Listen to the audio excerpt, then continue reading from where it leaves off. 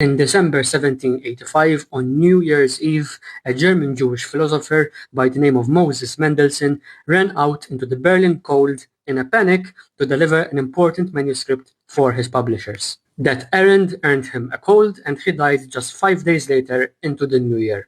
However, he had to deliver that manuscript because it was a response to Friedrich Jacobi. See, the two men had been involved in a very ferocious philosophical back and forth known as the Pantheism Streit, the Pantheism Controversy. Jacobi claimed that in a recent conversation with their late colleague Gotthold Lessing, Lessing had told Jacobi, "The orthodox concepts of the deity are not for me.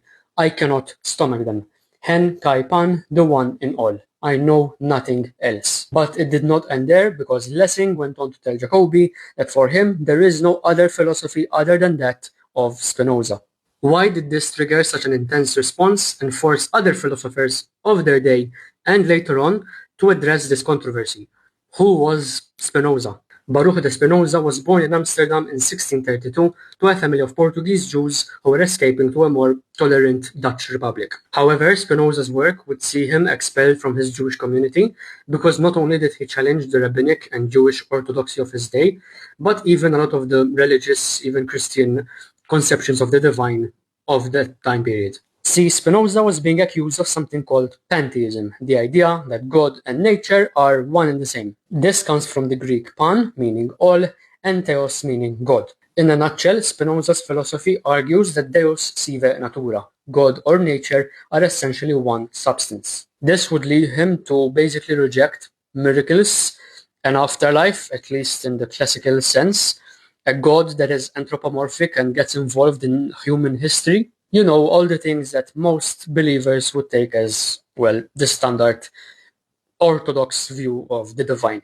We're going to be diving into the specifics of Spinoza's philosophy later on in the series. For now, I think that will suffice to give you an idea as to what caused this philosophical ruckus. For Spinoza, God or nature is an infinite substance made up of an infinite amount of attributes called modes. Squirrels and wooden planks and humans and socialism, writes Mary Jane Rubinstein, are all neither objects nor subjects, but rather expressions of God or nature by means of its infinite attributes. Of course, from a theist and classical perspective, there is nothing more heretical or monstrous than identifying the divine with dirty material nature.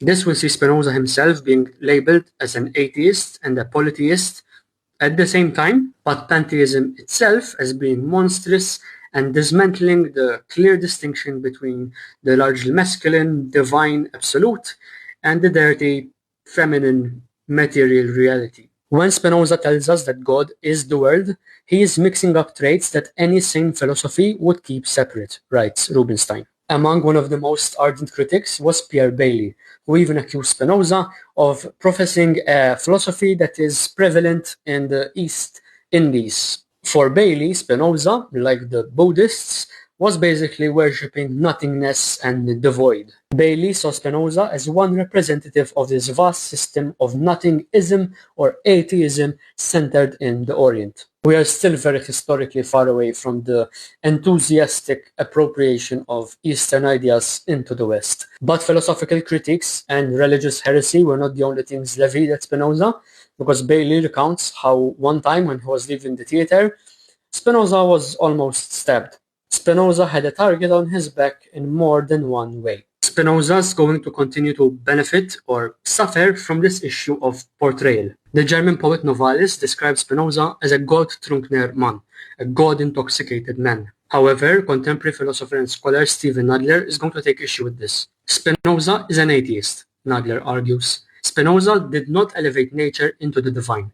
On the contrary, he reduced the divine to nature. He naturalized God in the hope of diminishing the power of the passions and superstitious beliefs to which the traditional conceptions of God gave rise. If there is a theism in Spinoza, it is only a nominal one. Next time, we'll continue to look at the critiques levied at Spinoza and Spinozism, his influence on modern-day New Age spiritualities, his chameleon-like ability, whether projected onto him or not, to fit into both theism and atheism, rationalism and mysticism, similar to Giordano Bruno, and how Einstein, yes, that Einstein, is going to highlight Spinoza when asked about his religious beliefs. I hope you enjoyed another episode of TeaSoteric, and I'll see you very soon.